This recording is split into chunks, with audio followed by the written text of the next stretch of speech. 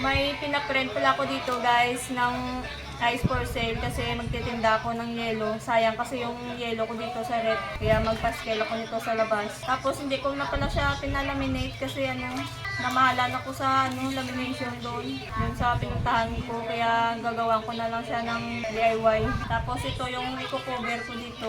Okay na to. Sayang kasi yung 60.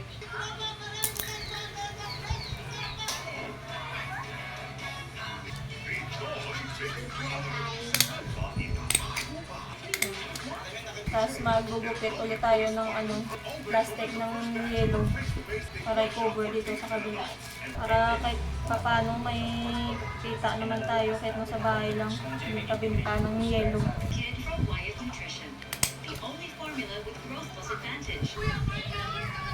Guys, ito na yung ginawa natin sa pinag-print ko na ice for sale na papel. Yan, pinubiraan ko na lang ng plastic. Okay na siya. Work Bigyan smarter, natin not ma-display harder. doon sa labas.